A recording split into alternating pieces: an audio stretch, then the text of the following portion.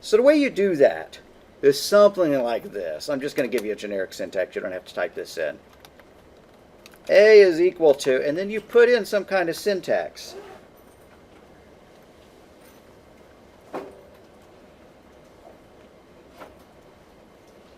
Like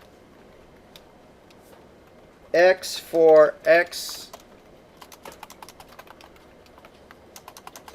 in L. This is assuming you already have a list named L. That would copy all the values of L into X. Yeah, big whoop. It becomes more interesting if you're processing that data. If you have some little function like this, define foo that takes an X and then it returns X times X. So let's go ahead and declare a list of numbers. 1, 2, 5, 10. Good enough. And then we're going to make this statement say, instead of what it does right now, A is equal to call foo on X for every X in the list. And then let's print out A to make sure that we got some good data.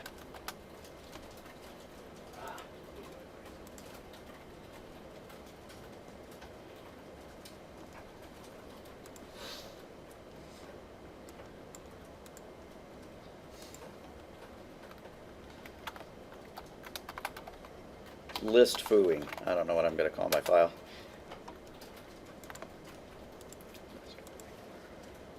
All right. So what it did is we had a list with the values 1, 2, 5, and 10, and we built a list that had the values of 1, 4, 25, and 100 because foo squared that value and returned it. So this syntax is actually a very, very useful syntax because it lets you write in one line of code what would otherwise take 3. And I'll show you what those 3 are. If we were going to do it in 3 lines of code, we would do this. I'm going to make me an empty list. And now for every X in L, B is equal to foo of X, like that. Oh, and remove the parentheses because we're not doing Java. There we go, like that. You'll see a lot of code examples. Like you've probably noticed that if you Google up Python questions, 90% of them now go to Stack Overflow. They've kind of taken over, you know, the vast majority of programming forums as the prime source for people helping each other. You'll see a lot of people do stuff like that. And we're going to be doing that in the code that's coming up.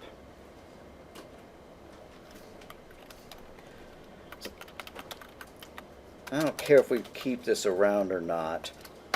I think I'm just going to comment it all out. Push it down to the bottom. Start typing stuff up above. So to do file I/O, we need to bring in a library called OS.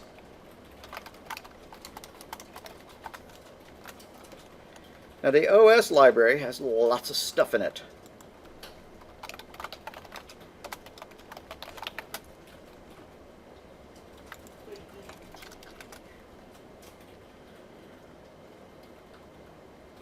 I like how it's called miscellaneous operating system interfaces.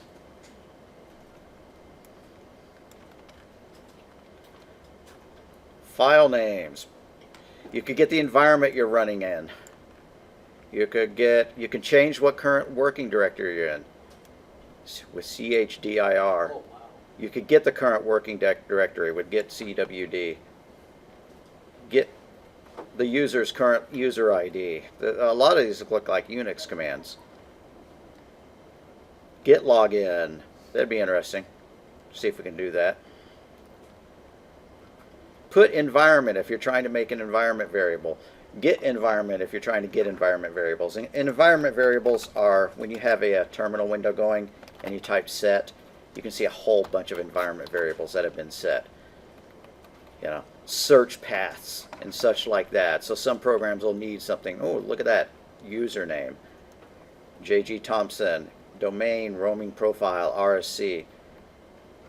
User domain admin.rose.cc.ok.us. Now this is a really, really old school internet address. That's like from the 1980s when you list them like that. Anyways, okay, so OS The OS library has all sorts of stuff like that, but it can also be used to open a file.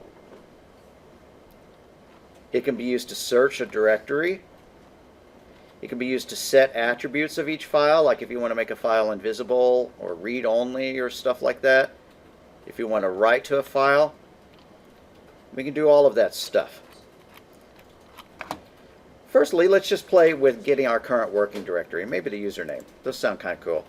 So, input OS current working directory is equal to os.getCWD.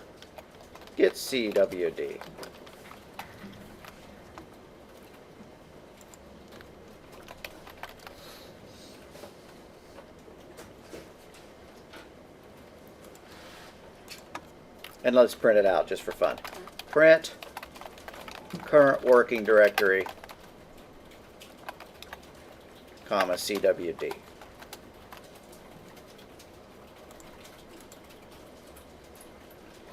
And here's my current working directory. T users JG Thompson desktop CIT113B. Why is that my current working directory? That's where my Python file is saved. If I saved it to the desktop, my current working directory would be in the desktop or whatever. I could also try to change my working directory to something else. I'm just going to leave that alone.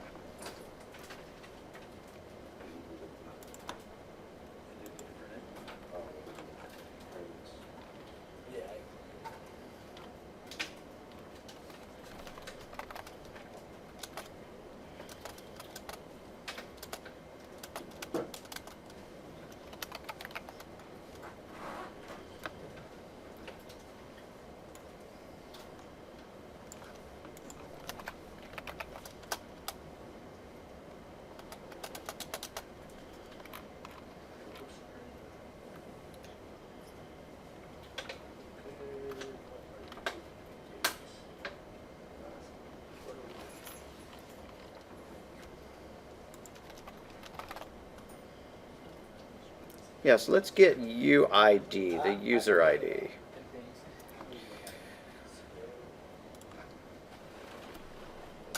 So UID is equal to os.getUID and print it out. This is totally for fun. It doesn't have anything to do with opening a directory and getting a list of files. Unless that direct user doesn't have access to that directory, but we'd get a different error if we get an error if we try to do that. Alrighty. OS has no attribute get user ID. What'd I do wrong? Get EUID. Alrighty. I forgot an E in there. Get EUID.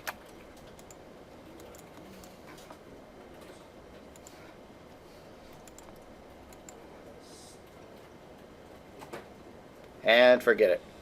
It's just for fun. It's not turning out fun. We're going to leave it alone.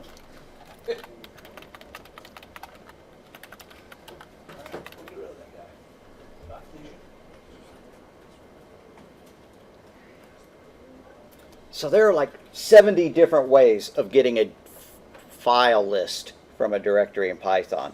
And it's like every couple of versions of Python, incremental versions, they come up with a new way.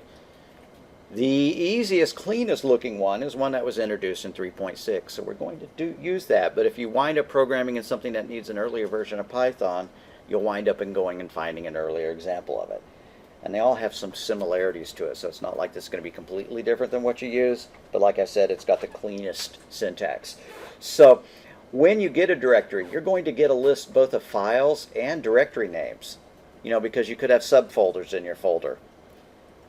And there are some commands which will get the entire tree, all the directories in your folder and all the folders in those folders and all the folders in those folders and all the files in each one of those. We don't want anything nearly that complicated. We just want to get a list from the current working directory and then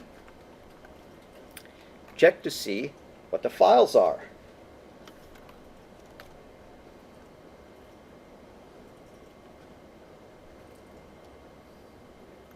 So let's write a function called getFiles, which is going to return a list of directory entries.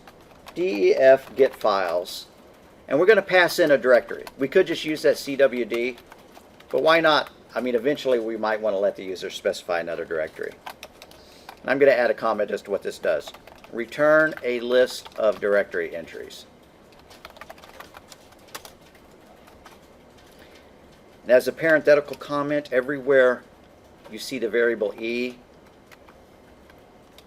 that is the data type os.dir entry. I'm just going to use that one over and over and over.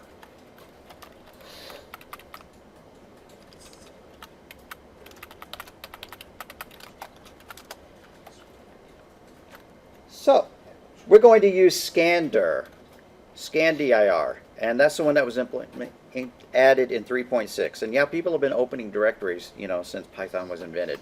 There's older versions of the code for this. I'm not sure why it's evolving and mutating that quickly. So, L is equal to, and we're going to use that syntax. For e in os.scandir, and let's pass in our current directory. Bless you. Bless you. And then let's print L out. Just, you know, to make sure it's doing something. And I should have indented everything because this is inside a function. Now let's define a main that calls get files with the current working directory. And at the very bottom, if underscore underscore name underscore underscore equals quote underscore underscore main underscore underscore end quote colon invoke the main method. And let's see if this actually does anything. No. Did you mean to put that inside the list? Yeah, I did, but I meant to say E for E in OS-scandir.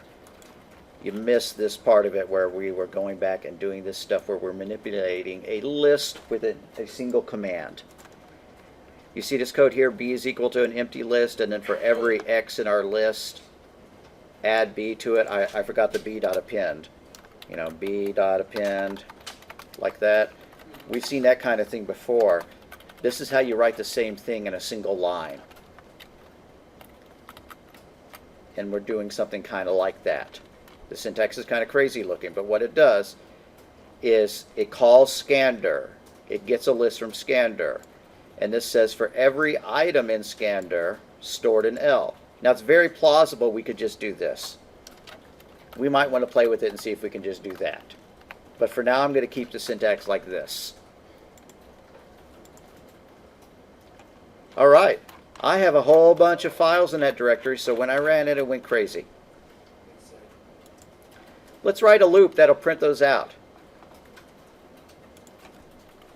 So here, down here where it said get files, let's just do files is equal to get files. Not L files. And then for every F in, now you know what we're going to do? We're going to do that crazy syntax again. Print F for F in files. Yeah, I saved one whole line of code by doing it that way. I'm going to wind up deleting that line anyways. I just want to see it work. Here, and it didn't work. Object is not iterable. Okay then. I forgot to return anything from get files. You see, get files doesn't return anything, so we couldn't process it later. So here, at the bottom of get files, do return L. I just added that line.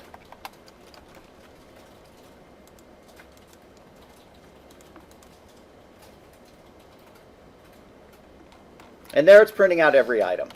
We see that every item is a dir entry, derp, and it's got a file name. Not only does it have a file name, it has a lot of other useful information as well. One of its members is called path. And the path is the fully qualified file name, including the directory. And so that's useful. We will actually change this code so that it's using path. And I have nothing in the directory.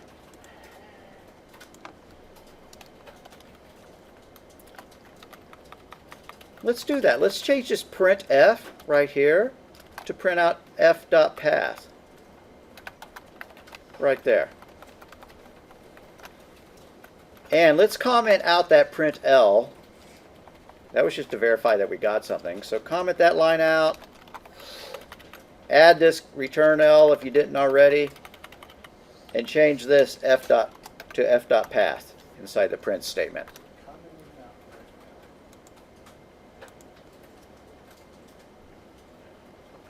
Alrighty, it's printing out a list of everything in that directory, including subdirectories. If I go out and I create some subdirectories, you know, if I go into that folder and create a new folder, it would list those as well. So now's a real good time for me to stop and wander around. I'm going to delete that line entirely to clean up the code a little bit. I'm going to delete that comment here.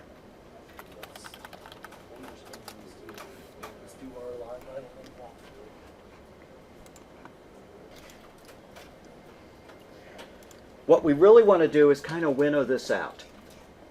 What do I mean? Well, when you type in dir, quite often you type dir space *.jpg in order to just get all the JPEGs, or star.png, you know, or star.py. We may not want every kind of file in there, and we also probably don't want the directories. So we're going to check to see whether these are directories. I'm contemplating trying to rewrite this line so that it was not just one line of code. Let's see if we could do that. We would have to declare an empty, you don't have to do this. We would have to declare an empty list. We would have to do, Wouldn't that need to be the brackets? yeah, you're right. It would be an empty list like that. And then I'd have to have some kind of temporary variable that would store my scandir. So scan is equal to os.scandir. Can I type? Scandir, type in dir. Now for every e in os.scandir, nope, in scan, add that to l.append e. We might be able to shorten it one more step. We might be able to do this. For every e in the return value of scandir, append it to l. Well, that's 3 lines of code rather than 1. Don't know which one you like. I'm digging the 1. Yeah, that's what I'm feeling. So I'm just going to tack that down here. And with a comment that that's the same as this. You don't have to add all these comments.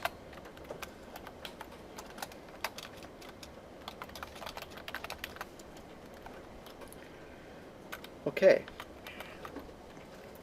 Now that we have that list, let's winnow it out to make sure that we don't have any directories in there.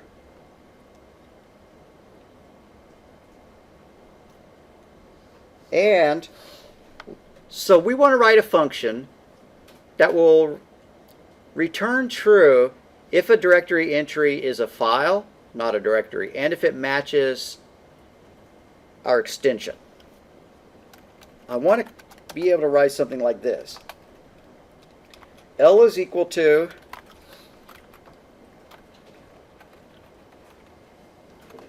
E for every E in L if file match E comma, and I'm going to look for Python scripts because we sure do have a lot of them in this directory. That's the only thing I'm guaranteed to have in this directory.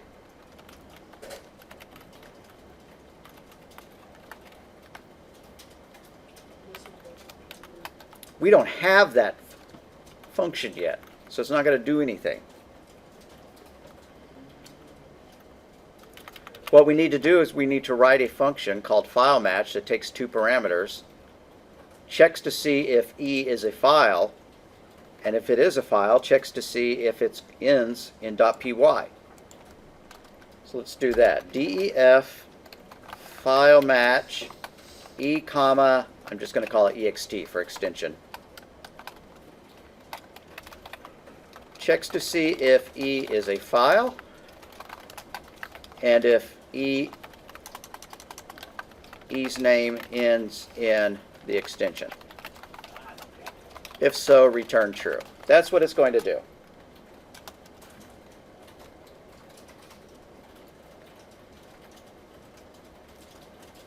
Here's how you check to see if it's a file. E is still an os.dir entry.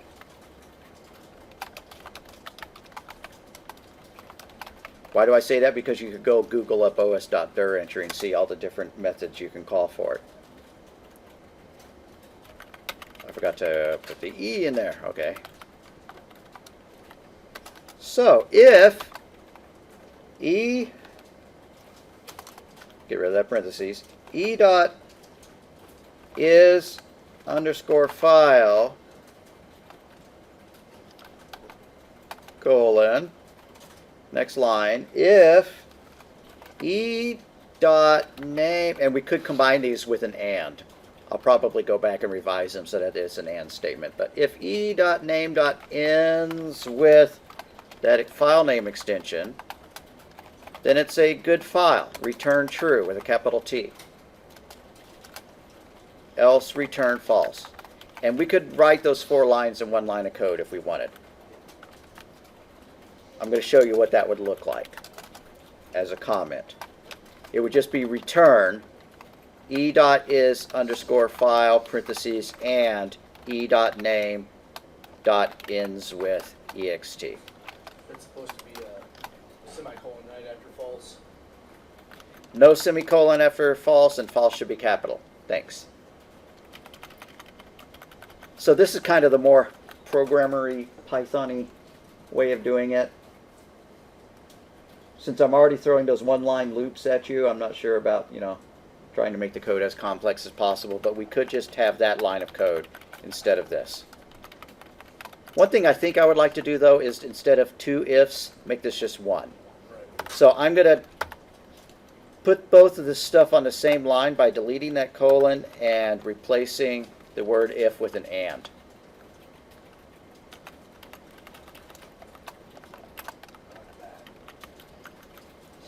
And if you'd rather say else return false, that's totally cool. You don't have to, because if it returned true, then there's no way it could get to that return false. All right, that's a little bit cleaner. I kind of like that.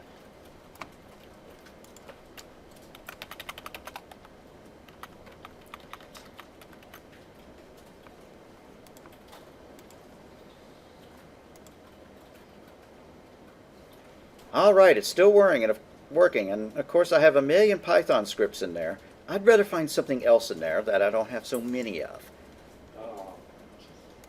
Now, if you put all your daily assignments in each directory, you probably only have 1 file in there, in which case you're okay. Right, because we're not in our class. So I'm going to just look up pictures of, I don't know, puppies. Or starships. I went to Google. I typed in puppies. I'm going to click image, and I'm going to save a couple puppies. Right click on it, save image as, and stick it in my current directory.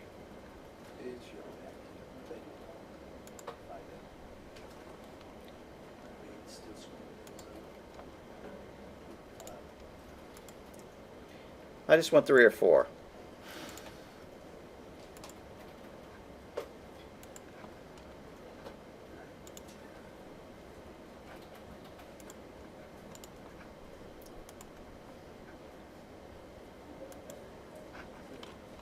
And heck, starships.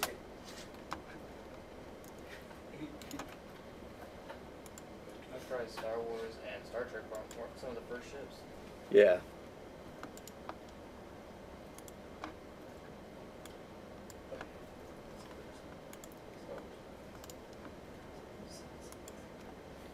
All right. I don't know whether I got all PNGs or all JPEGs or what. I'm curious. So I'm going to go open that directory, check it out, see if I can figure it out. Well, I guess I'll just run it and find out. So instead of matching every file that looks like .py, I'm going to find every file that ends in .jpg, JPEG image.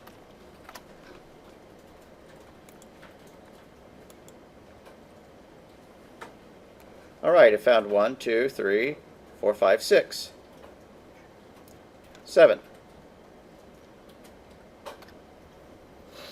Let's try to trick it and create a directory that ends in .jpeg and see if it lists it or not. You don't have to do this. But since I'm checking to see if it's a directory, it should not work. So I'm going to right-click, do New Folder, my.jpg. If I didn't have that check in there to make sure it was a file, then it would list my.jpg. And when I tried to open it, it wouldn't really work. All right. So we have a list, and we have a list of only files that matches our criteria. Let's make one more list that's just a list of the file names. It's like these objects have too much information. And what do I mean by that? Well, if we just have a list of file names, it's easier to display. We don't have to call it f.path or f.name or anything. So files is equal to e.path for E in L.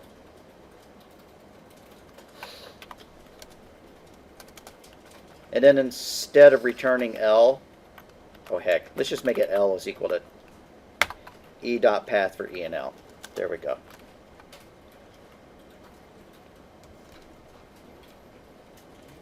That's going to break the code down here though, because we're getting a list now of strings rather than dir entries. So to get that to work, we're going to have to change this right there. Delete that .path from our print statement after you fix get files. If you don't, you'll know it when you run it and you get an error.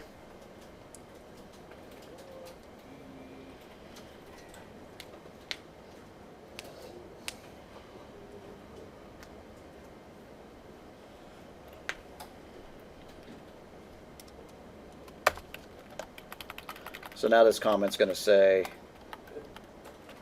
remove .path. We added it, now we're taking it out.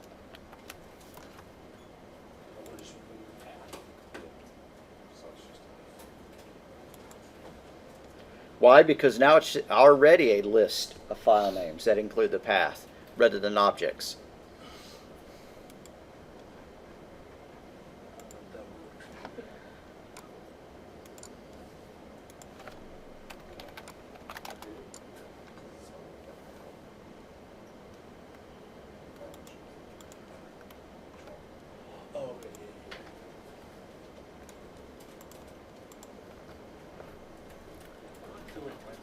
So we kind of have two problems left to solve. One is presenting the user with a list of files and letting them pick one. And yeah, if we were totally awesome, you know, it would be a graphical user interface and we'd be able to double click on one. We're not feeling totally awesome at the moment, so it's just going to be a list of files. But before that, we need to make sure that we could even open one of these files if we had one. So why don't we go here inside of main and just try to open the first file. So let's do this. File name is equal to files 0. And we're going to rely on something called the system call. What system does is it tries to use the operating system, the shell that Python is running in, not the Python shell itself, but in this case, you know, like the DOS prompt, except it's not called DOS anymore, it's a command prompt. So we're going to try to run it. And I played with a couple of different ways of doing this. Let's see if we can get one of them to work. If you're using a Mac, well, it's going to be very interesting to see if it works.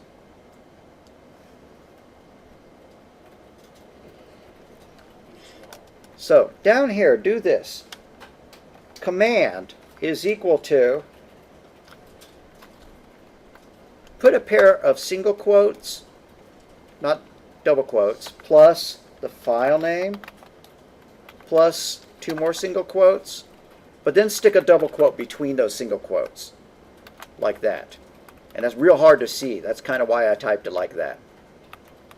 Looks like an emoticon of a, I don't know. Anyways, so 2 single quotes, and inside the single quote we want a double quote, and we want that on either end. And now we're going to try to execute that command. First, let's print it. Print running command, comma, CMD, just so we can see what it's doing. And here it is, os.system CMD. Now we're not letting the user pick which image, we're just opening the first one.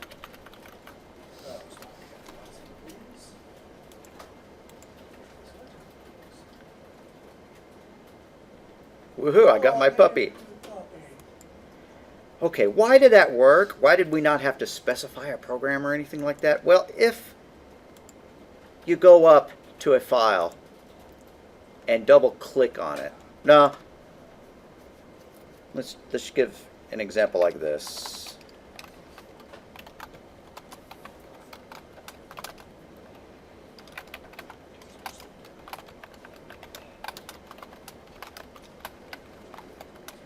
So here's all these files I have. One of them is called hqdefault.jpg. If from the command prompt I type something like mspaint space hqdefault.jpg, it should launch this application, and then it should use that to open the file. If you don't specify the application, Windows tries to use the default application. You know how sometimes when you click on a file and it says Windows doesn't know how to open this file, and would you like to pick an application, that kind of thing, and you have to choose a default application? Well, it's launching it. So if I just type in hqdefault.jpg, it's actually not loading it in MS Paint. It's using a Windows photo viewer. So I'm relying on the operating system to pick which file. I'm now going to change it to force it to use MS Paint just to see if I can. And then I'll probably make the change back.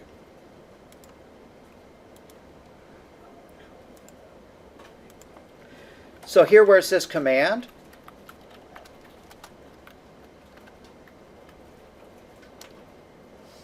let's make the app equal to ms, no, that's getting too complicated.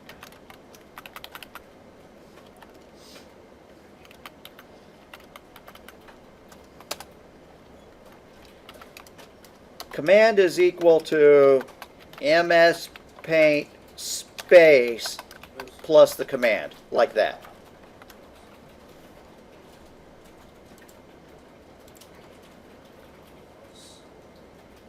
And it opened it in Paint. So really, we've gone quite a ways since last Wednesday. You know, now we're actually interacting with the operating system, the file system. We're getting lists of files, we're getting names, we're checking to see if the file name matches something. You can get a lot more sophisticated, and there are lots of ways, like I said, to access these directories. There's something called a glob, G-L-O-B. I like that. A glob. Sounds like a movie. And you can specify file paths that have asterisks and question marks and stuff like that and give it very specific information. And like I said, you can also get a directory tree where you get, you know, a list of every file in every directory, subdirectory of the currently specified one. That's what I'm really curious if it works on a Mac or not, is this part right here. I'm going to go ahead and take out the comment about opening up MS Paint. I know that wouldn't work for a Mac user. Anybody with a Mac in here right now? Is it working for you? Oh, not right Oh, now. not it right now? Okay, That's okay. what I do my homework on now. Yeah, okay. I sent it to my friends on Skype here, and I'll tell them it's a D&D character preview. Yeah. See what it does.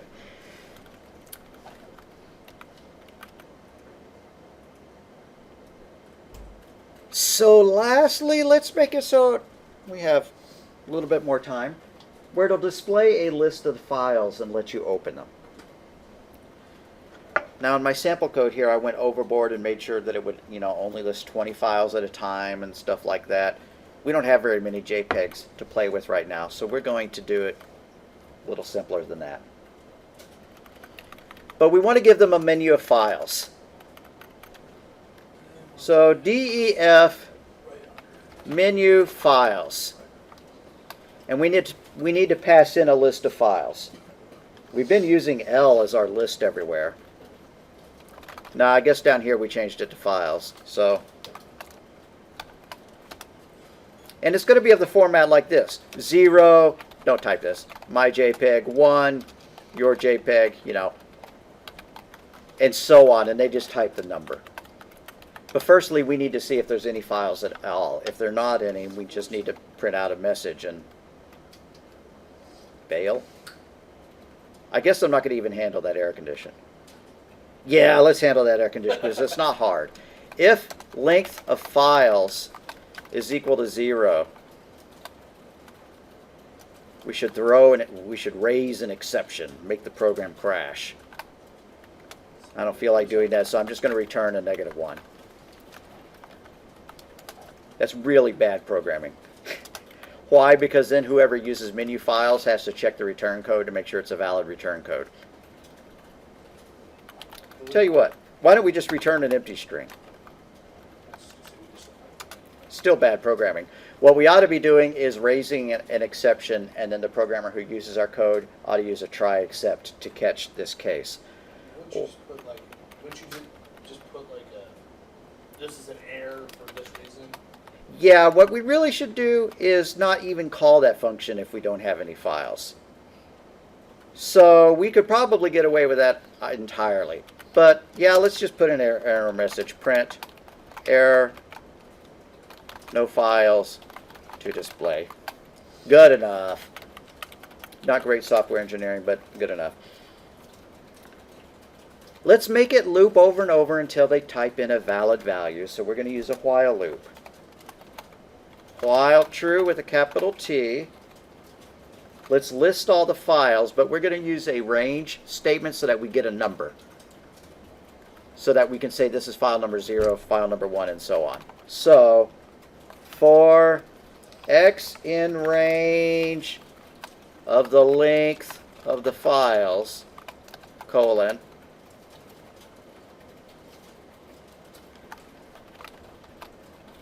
print x comma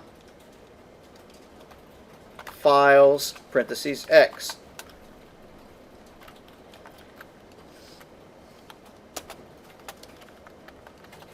And now let's get our choice. Choice is equal to the integer version of the input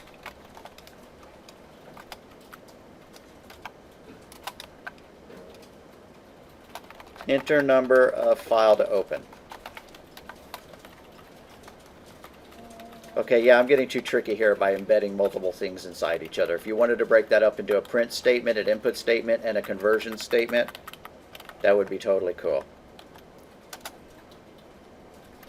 If it's a valid choice, meaning that it's not past the length of the file and it's not less than -1, we want to break. Actually, we want to return. So, if choice is greater than or equal to 0, and choice is less than the length of the files list,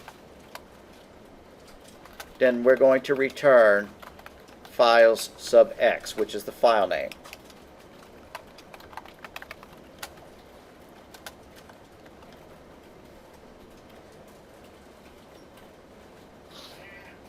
And that's really the only way out.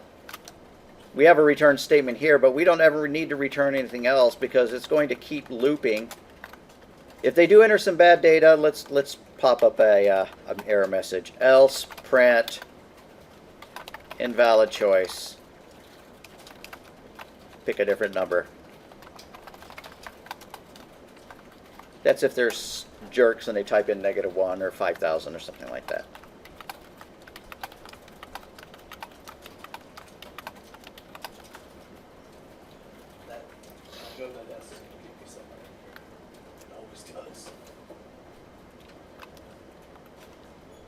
Alright, go ahead and run it. It's not going to do anything different, but I just want to make sure we don't have any syntax errors at this point.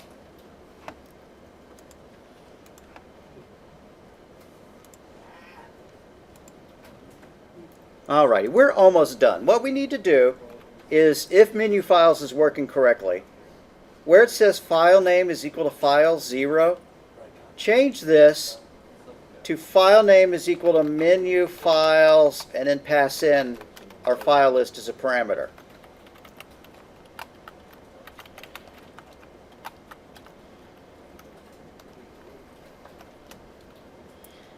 And while we're at it, let's get rid of that print statement. We don't need to be so printy anymore.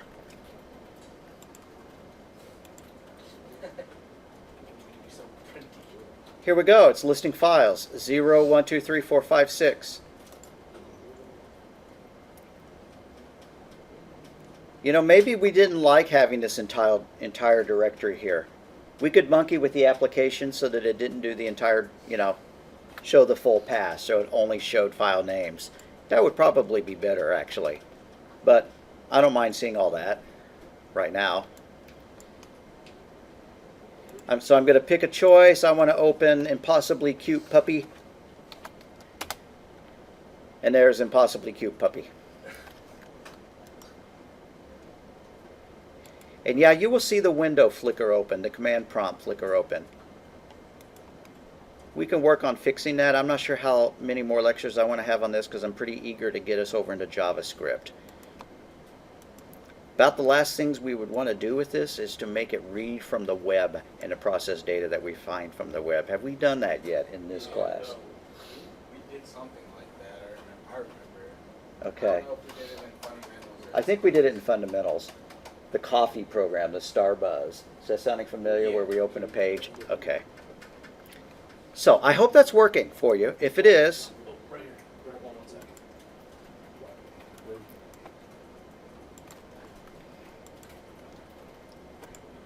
which part do you need to see? just like that. Okay. Oh, it's Oh, I didn't explain why we put these quotes there. Can you take a guess as to why? because you want to tell it to put in quotes. And the reason why is these file names didn't used to be able to have spaces in them. Same with directories. Yeah. Nowadays they can be. So if you put it inside quotes, it treats it all as one parameter rather than breaking it up so that, if you have my favorite file.jpg, it treats my as one piece of data and favorite as another one.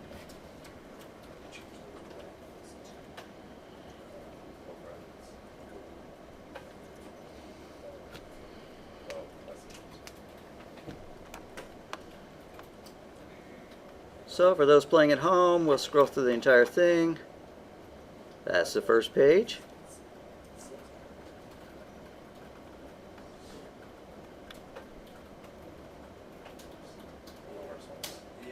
That's the second page. And there's main. All right. All right, so there's a problem with the code, which is that it's always returning the same file name. It's always returning the last, actually, no matter what you pick. And so to fix that, we needed to do that. Change that to choice inside of menu files, and then we're golden and it'll actually work.